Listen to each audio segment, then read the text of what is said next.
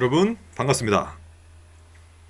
오늘 우리가 다룰 주제는 질문은 이겁니다. 하나님 앞에 인간은 어떠한 책임을 부담하나요? 라는 굉장히 중요한 주제입니다. 다시 한번 읽어볼까요? 하나님 앞에 인간은 어떠한 책임을 부담하나요? 제가 이 질문에 대한 답변을 드리기 전에 하나 예를 하나 들어보겠습니다. 제가 군대에 있을 때 예인데요. 제가 군대를 3군단에서 했거든요, 저는. 그러니까 군단장은 3스타입니다. 제가 2등병 때 3스타를 처음 만났어요. 여러분, 3스타를 만나면 2등병이 3스타를 만날 때 어떤 일이 벌어집니까?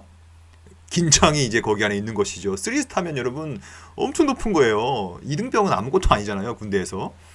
그 3스타와 2등병, 아주 뭐 엄청난 계급과 아주 낮은 계급 사이에서는 뭐가 생깁니까, 여러분?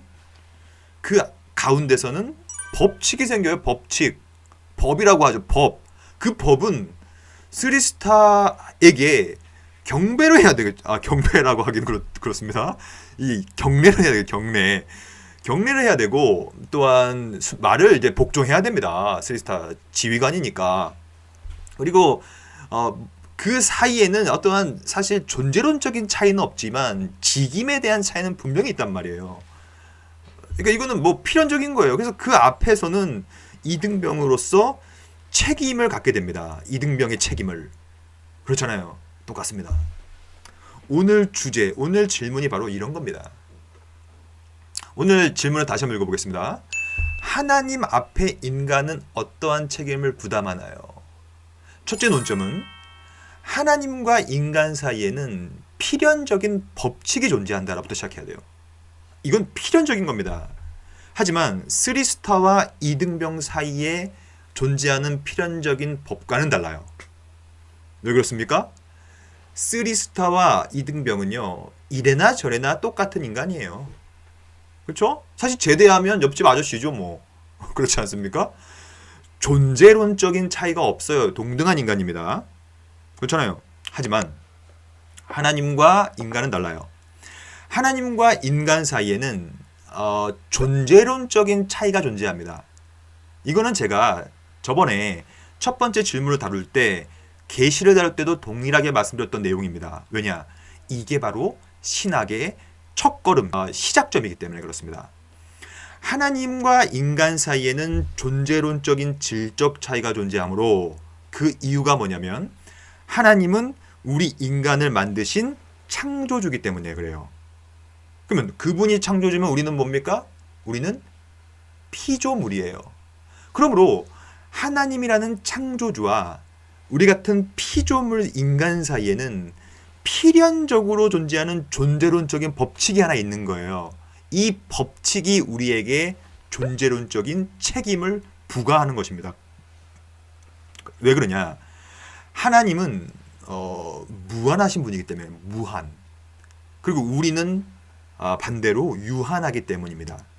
워낙에 탁월하시고 워낙에 존귀하신 분이기 때문에 그 앞에 선 자는 뭘 느끼냐면 죄의 비참함을 느껴요. 더러움을 느껴요, 스스로가. 그분은 너무 탁월하니까. 그러므로 그 사이에 반드시 하나 법칙이 생기는데 이게 바로 두 번째 논점으로 넘어가는 지점입니다.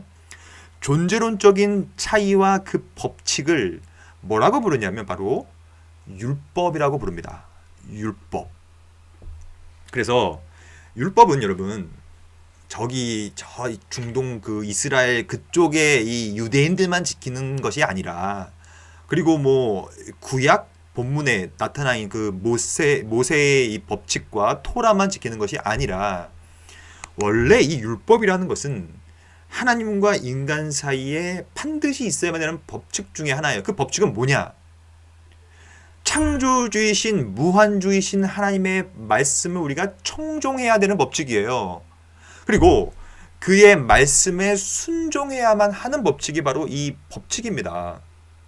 더 나아가서 그분이 우리의 구원자시요 구속자시요 우리의 창조주시기 때문에 우리는 그 앞에 무릎 꿇고 경배하고 그한테 예배를 드리고 그를 목숨과도 같이 사랑해야만 하는 법칙이 거기에 있는 것입니다.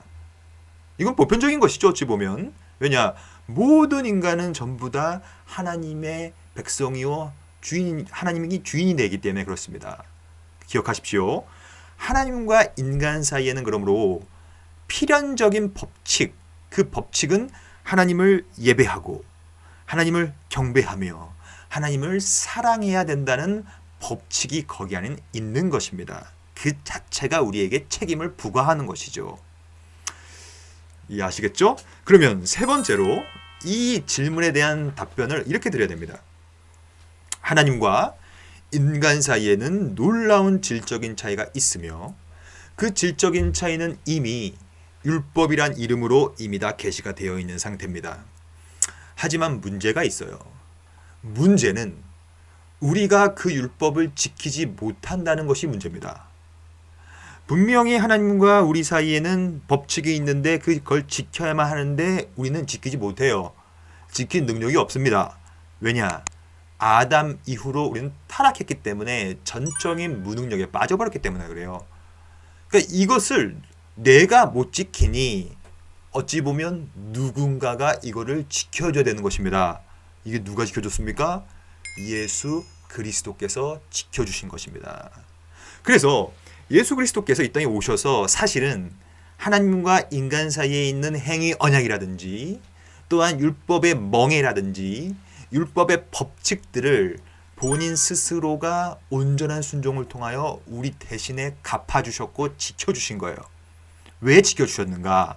그 이유는 우리가 갖고 있는 책임을 버리라고 한 것이 아닙니다. 반대예요.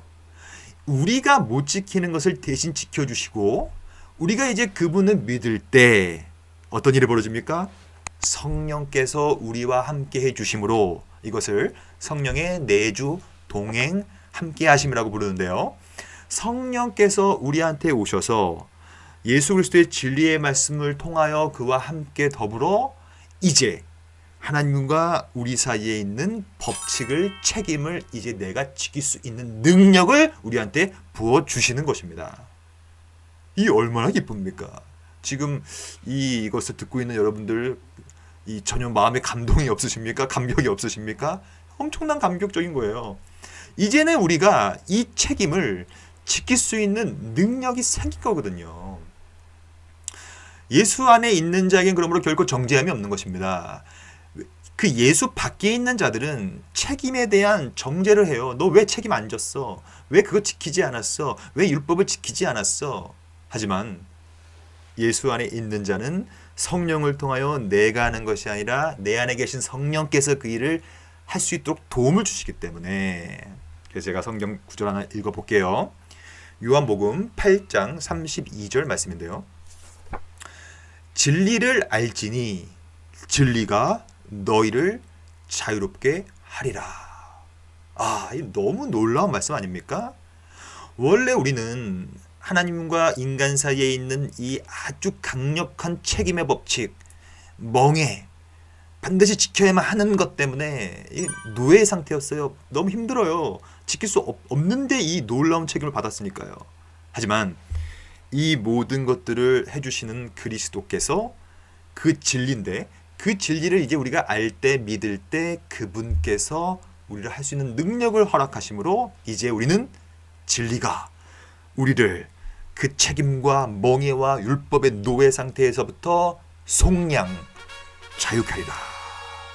너무 큰 복음이죠. 이것만큼 큰 복음이 어디 있습니까? 그래서 예수 안에 있는 자는 하나님과 인간 사이에 있는 책임을 저기 멀리 쓰레기통에 던져버리지 않습니다.